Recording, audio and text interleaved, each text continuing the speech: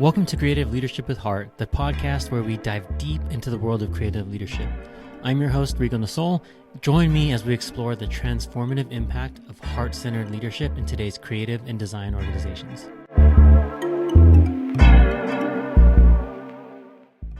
Hey, what's up, all? Thanks for checking back in. Today, I've been looking forward to this chat. A good friend of mine. This is Andy Lerma. He is the global design lead at Netflix. Thank you for joining us today. I know you're busy. I know firsthand how busy you can be, so really appreciate you taking the time with us. Absolutely. So yeah, just want to jump in. Tell us a little bit about yourself, your journey as a creative, what attracted you to design, and then how did you know that it was the career for you? Wow, great question. I guess since being a child, I was an athlete kind of artist.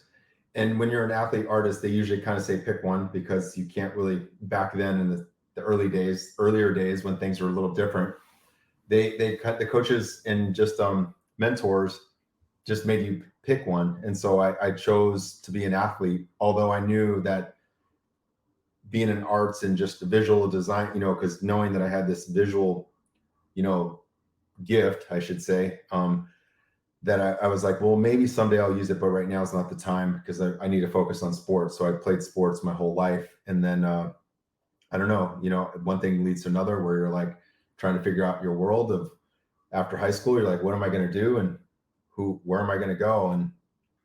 And just I guess you could say that a few things. I landed myself in a job as a runner for TV shows like Herman's Head, Empty Nest, long time. That's aging me pretty bad.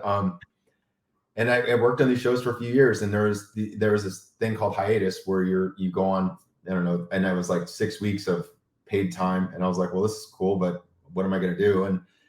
And the opportunity fell in my lap where I wasn't really happy with what I was happy, because I wanted to be a cameraman and I wasn't related to so-and-so to become a cameraman, and so I had no family members. So I was like, I need to find an alternative route because it's going to be really hard to become a cameraman. And I don't really think the set thing was for me. It didn't feel the passion. So then I started to reflecting and just asking myself, like, what would make me happy? And then the irony that a friend of mine got a job as an editor, and they were starting a print group, and he said, hey, they have internships, if you want to, and I was like, and I already went to school for film and television. So I was like, that's where I want to go. And this is what I want to do. So this is like a full pivot. But I was like, well, I'll give it a shot since it's only an internship. And since they're willing to look at my book without having any art experience, why not? So I went on the interview, and they were like, yeah, just come on in a few days a week and help us out. And so it turned into that. And then it turned into, hey, we really like you. Can you hang out and just for a full-time job? I was like, yes, I'll take it. So that was the journey. The journey was, of course, not necessarily right into design. It was like mounting comps on boards and just organizing. And back then it was like we burned photography on CDs. So I know it was pretty wild. There was no servers. If there was, it was more about like just having a few things on there, because I think it was like only like 100 megabyte servers back then. So which is silly. And it just so happens I worked with all these amazing art creative directors or art directors. And so I had the opportunity to where I was like, oh my gosh, I can go to school here on the job. And so I stayed late for years. And that's where I realized, well, this is really where I want to be. Because it really fed me as far as like soulfully. And I saw the passion that it really ignited for my interest. And I was like, this is really where I'm excited to be. And so that's where the path started at 1999. That's a long time ago. Nice. I mean, and Yeah, I've been lucky enough to see it firsthand, right? Like I yeah, saw you, I mean, you were at Lionsgate and you did amazing work with the John Wick franchise. So if yeah, anyone's listening, if you're wondering who's responsible for the John Wick franchise, you're listening to them. Um, and yeah, then, yeah, we met at Netflix and you where you're at now. yeah. But I think one of the things that I wanted to help tell is there's an interesting path that you had. So that Mm, was sort of like the professional path, right? So like you were a runner, then you did this, but there were some other challenges that you had to face yeah. growing up as a kid, and even Mm, through, you know, adolescence into teenage into your adulthood. So I mhm. know some folks would love to, if you could share your experience and some of the challenges you faced growing up? Absolutely.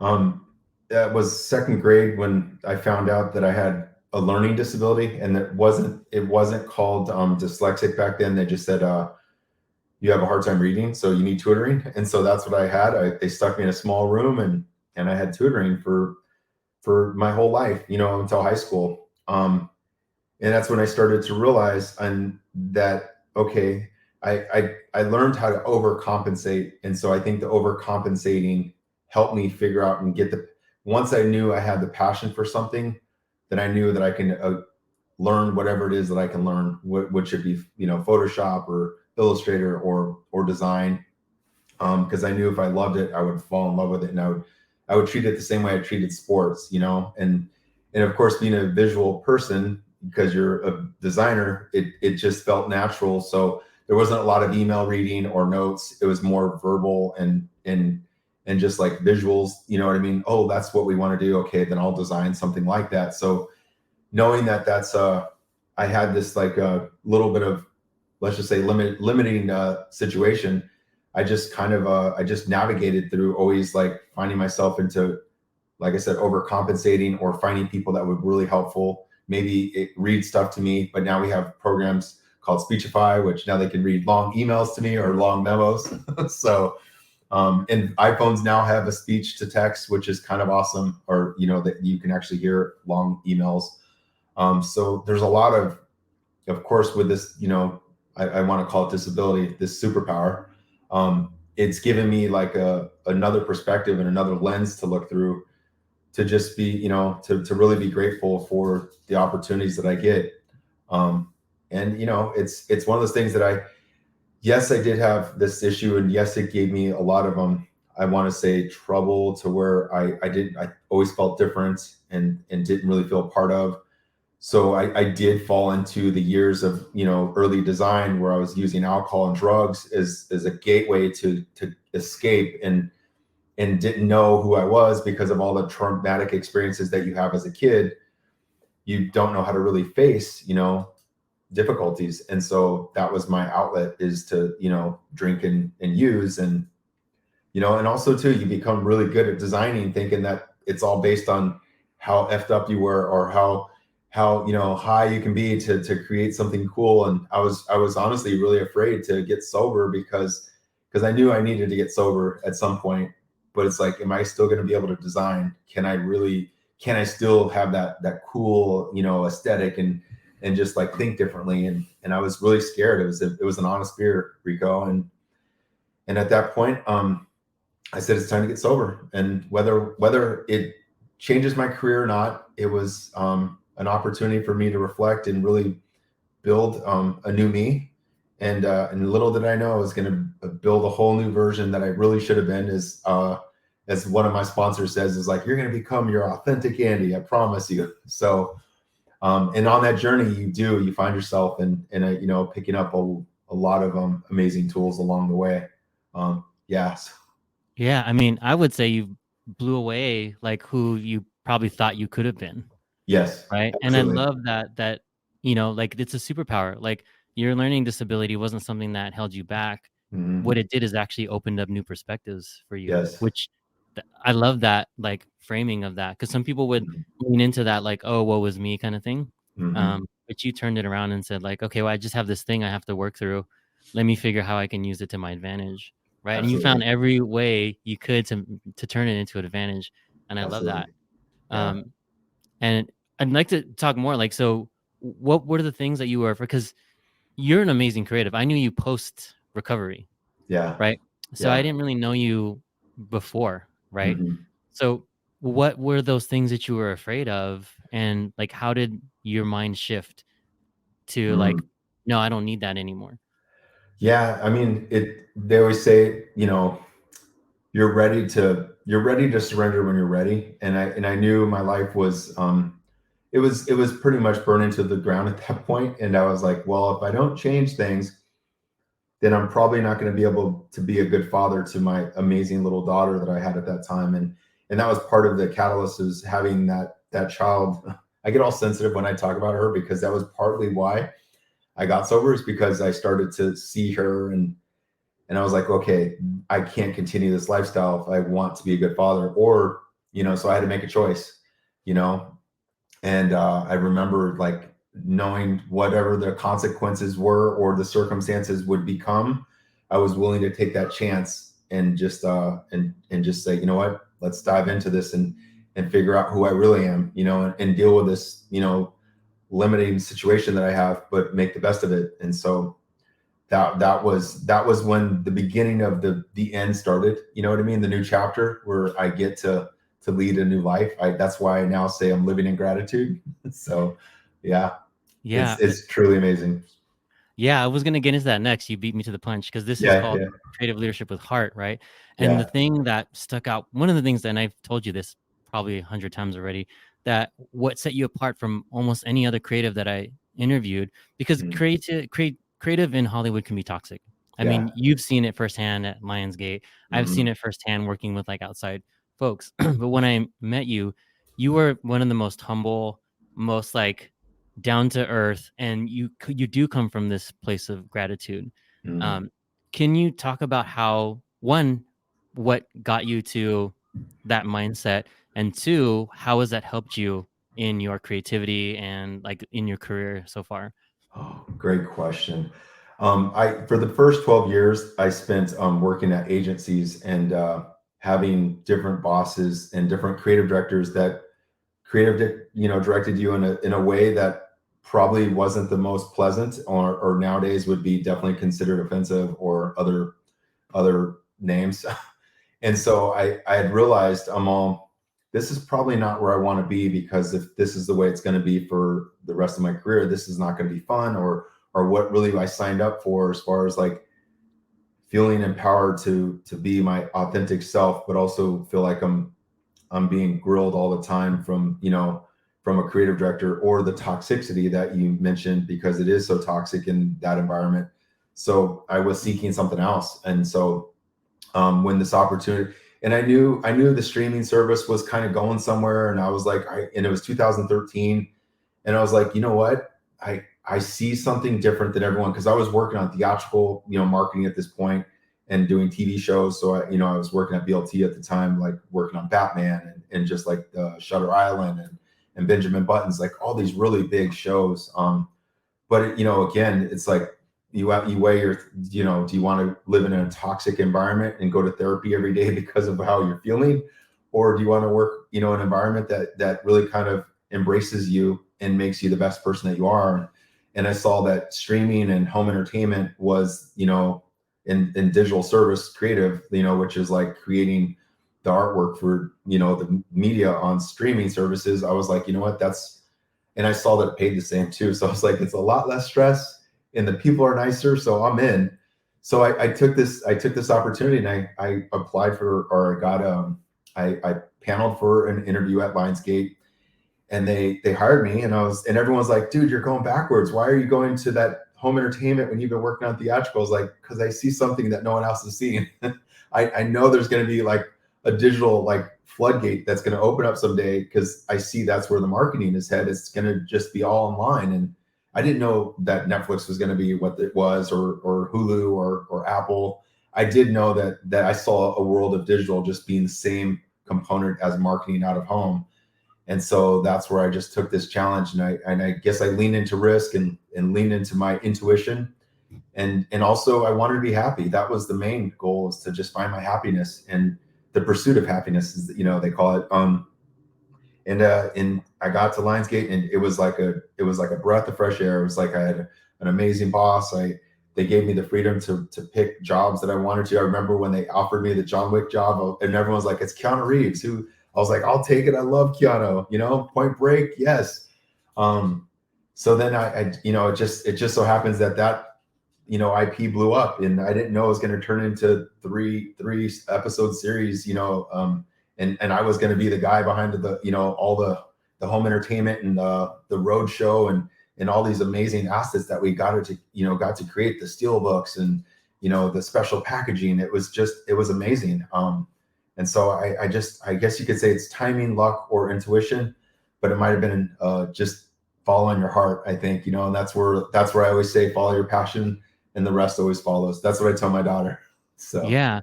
And it's amazing, right? Because I have to ask, like, how did you like mhm. Batman, Shutter Island, John Wick, all the things that you named, you could have easily gone, you could have an ego the size of Hollywood, right? For the things Yeah. that you've done. How do you maintain your humility and your humbleness? Mm, And what would you say to folks coming up mm. about that? Great question. It wasn't until I got into Lionsgate where I really started to self-reflect and really kind of dive deeper into like finding my true self and my authenticity. And I got this, I started to realize what was missing from from me. And so I started to really like dive into self-help, self-help books and mentor, other designers. So as we brought in internships, I was the one guy who always raised my hand to help out these newcomers. So I started to realize giving back was a huge proponent to how it made me feel good. And so I started to mentor, internships or just junior designers that were coming in. And so it was something that really kind of fed me another way than even just being in a great and positive environment, and so I just saw that as an opportunity again to grow even more. And that was, I think, the way to always keep me grounded and humble, as you say. And I think it takes some experiences where you get some feedback. You're like, some things need to probably change, because because when you're raised or mentored, the way that you're trained, you have to understand like it's a different culture now. And the way we train and look at our younger generation, it's a different environment where they, when they handed me a dinner and said, okay, you're working until 2 in the morning. I was like, okay, no problem. You can't do that now. It's a different environment. It's a whole different, world that we live in. And so I started to realize, I was like, wait, maybe some of the tactics that they taught me aren't really valid nowadays. And so I really started to reevaluate who I was and how I am as a leader and change those aspects. And so that's when a lot more change started to happen, which we can get into. Yeah. We can get into that. One Yeah, thing I yeah. wanted to ask too is, when just not that long ago, a few months ago, you were, I'm so glad you came on to tell your story, because this story Mm, I think can help so many people out, whether mm, it's, they're facing similar challenges slash superpowers, mm, things in their lives. Um, I think it's important, and you were hesitant to share your story, to mm. share your superpower, to share your gifts. Where did that come from? That hesitation? Wow. Well, it's something that you're ashamed of, It's because I'm biracial, so I'm Mexican Irish. I should probably mention that before. My pronouns are he, him, his. Um, and so I never felt like I fit in. And so having a learning disability always made me feel like not really a part of. And so I've always pushed it down and was ashamed of that. And so I didn't really want to tell anyone because I felt like it was something that I was always, hiding, and until we started talking in our leadership, one-on-ones, I started to realize, well, I'm finding my authenticity and I'm okay for who I am.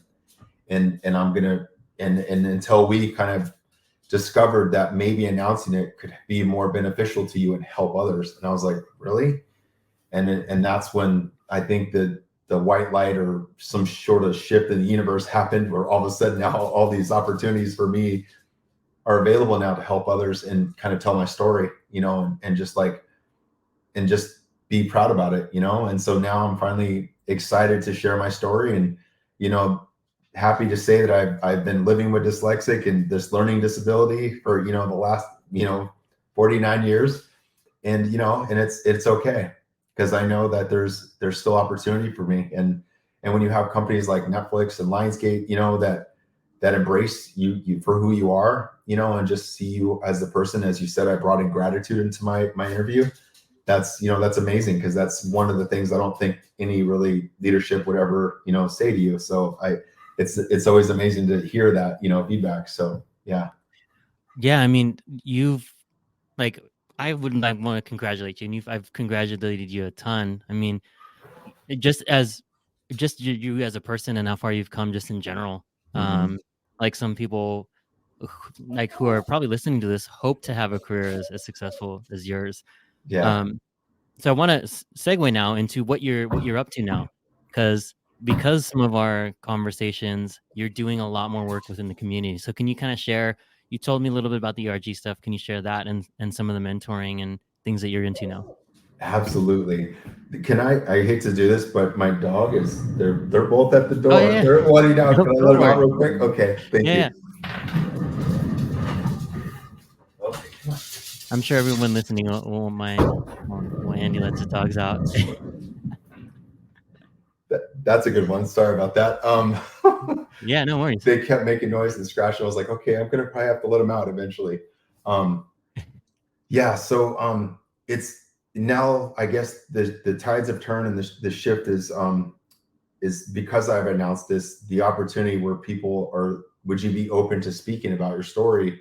And so I was asked to speak at our ERG group to tell my story, publicly to a ERG group at Netflix and express, my journey. And I was able to say it proudly. And it's something that I guess you could say that you've given me our discussions and our one-on-ones have given me the empowerment to just really be proud of who I am.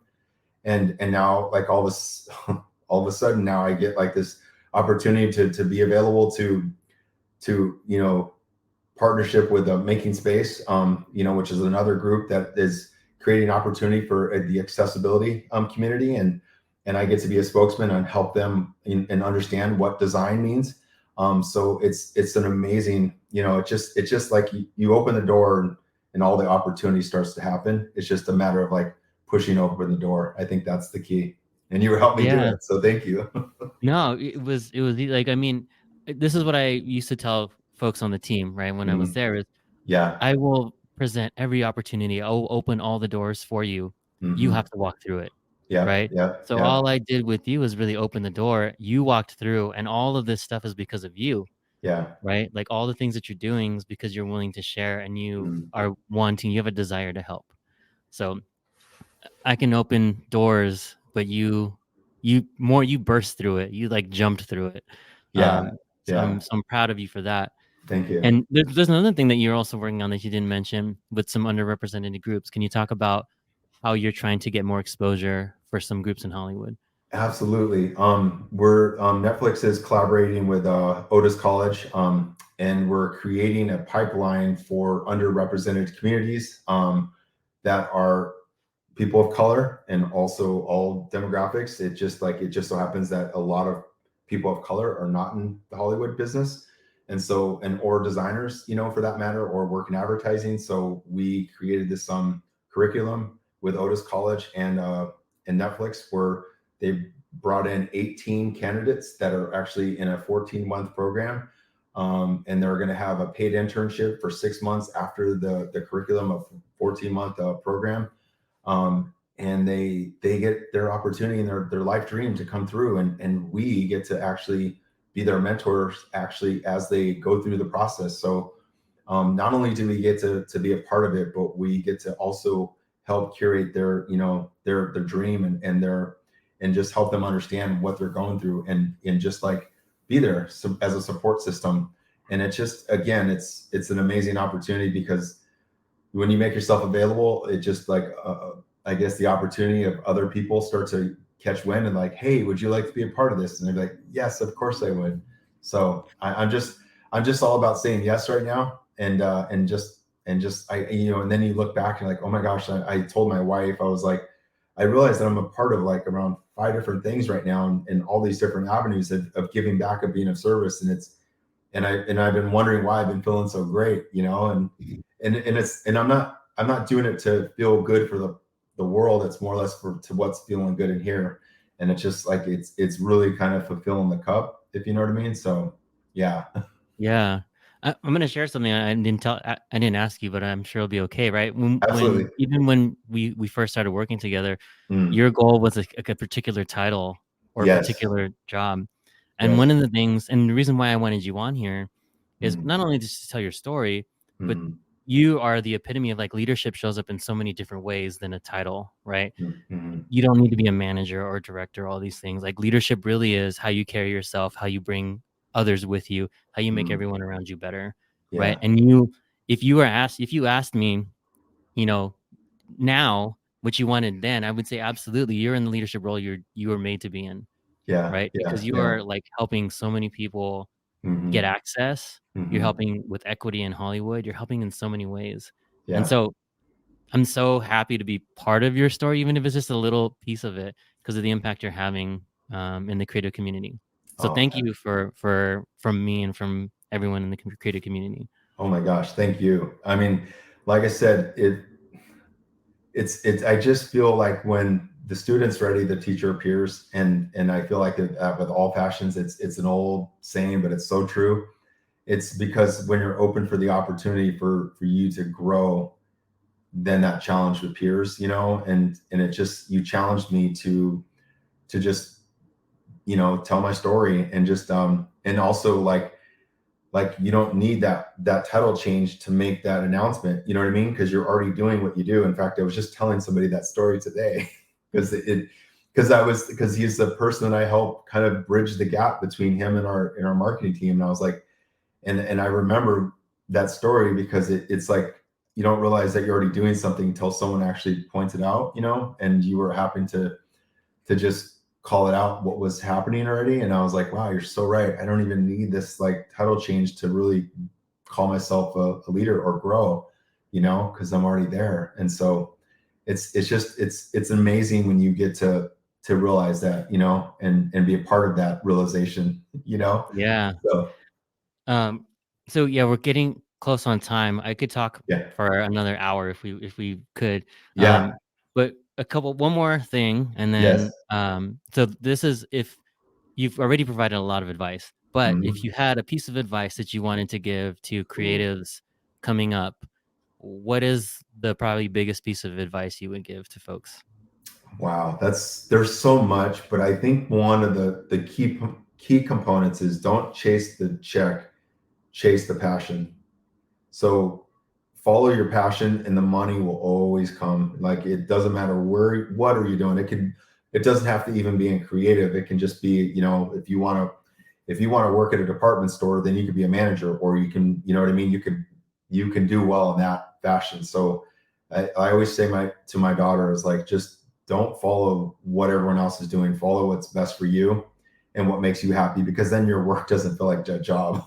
I mean, because when people say like, "Why do you work so?" I was like, "Well, this doesn't really work for me. I love doing this. It's fun. I Yeah. mean, what other job on the planet can you say like, I love what I'm doing every day because I get to work in Photoshop and communicate with amazing colleagues? So Yeah, yeah, I mean, people will say it's cliche, but it's been around for a reason because it's yep, true. Nobody on their deathbed will ever say, "I wish I worked more," or "I wish mhm, I made more." They're yeah, gonna say, "I wish I spent more time doing this. I wish I mhm, experienced more," right? The things that they love to do, yeah, right? yeah, So, as cliche as it may sound, yeah, you do something you love, the money will come. I mean, it yeah, will, mhm, and you will adjust. We're humans, like, right? Humans are just like water. We'll find a way, yep, right? Do you yep, really need to make $800,000 a year when you're just fine making $200,000 a year? I don't know. I'm just putting it out there, yeah, right? yeah, exactly. No, that's it. I mean, you find. And that's just it, is like what's important to you is, I guess, and also because when you find what's important to you, the rest of the things just kind of fall into place. I've noticed. I remember, I mean, I mentioned my wife, and I mentioned her because I always give her partial credit of who I am and what I become, because of the fact that when you find your partner that compliments you and raises the bar with you, then there's constantly like, and not in a competition way, but more or less like a, that's amazing. I love the growth that, there's no jealousy or enviness at all. It's like, I want to be part of that. I remember when she was sponsoring like 8 girls. I was like, well, maybe I should sponsor like, 4 guys. Cause I only have 2 guys right now. Maybe I should, hire, sponsor more, So, and she's always challenging herself. And so it really kind of raised the bar for me to always challenge myself and believe in myself too. Cause when you're raised from a certain demographic or a certain culture, like it's like you're kind of meant to just stay in your place and not be heard and not have a voice. And so I think with my amazing partner, I think it's helped me build my voice and build my brand, you know what I mean, and who I am. So that's Yeah, the part I think that's important. absolutely. And where can people find you? So they've heard a little bit about your story. Yeah. They know what you're up to. Now, if people want to reach out to you, what's the best way for people to get in touch with you? LinkedIn, or we can give them my email. It's Andy Lerma at Gmail, or there's a Lerma at Netflix. I'm always open. I answer every emails. I don't ignore people, because I've had that happen to me. So I was like, whenever I get in a position where people are going to cold email me, I'll respond. And I've made a point of that. And yes, I'm busy, because I will be answering emails till probably later than I should. But it's something I made a pact to myself, is to always pay back and give back. So again, another word of advice is, whatever you put in is what you get out. So it is what it is. And the more you give, the more you get. And that's just the way it works. It's a cycle of the universe. And I love putting myself in that ecosystem. Yeah, 100%. I 100% agree. The energy you put Yeah, out is the energy you get back. So if absolutely. what you put out is passion and love and gratitude, that is Hmm. what you will get back. If you put Absolutely. out hate, unfortunately, that's what you get back too. Hmm. Um, Absolutely. so yeah, is there anything else? One last word, and then we'll wrap up. Other Where than, people, other than saying thank you for having me come on your podcast. I've always been a huge fan. I just to end with, I remember our interview. I was like, oh my gosh, you were the one person I was like, did I bomb this? Because you had such a poker face. And it was like, and little did I know, when you told me how you felt, I was like, wow, that's amazing. So, never go into interview and just like think you're going to bomb. Just do your best, and that's all that matters. And you never know what the outcome's going to be, because and look where we're at. So yeah, yeah. so In my defense, you probably learned after a while that I'm pretty even, yeah, right? yes, No, yeah, I'm never too high and I'm never too low. absolutely, So like yeah, you'll see me and I'm be pretty even. But I mean that's just me, right? Like yeah, yeah, I love being present, and I like, you know, where everything is. Like everything is at peace when I'm that way. yeah, Um but yeah, absolutely. so thank you again for taking the time. Thank you. Andy Lerma, you can catch him. He's at Netflix and he's doing a lot of great work. And thank you for sharing your story. And yeah, we'll see you next time. Thank you. Thank you for checking out Creative Leadership with Heart. Make sure you like and subscribe if you enjoyed the episode. We have a lot more content coming out. So if you do subscribe, you'll get notified when we have new episodes. All right, take it easy. See you in the next one.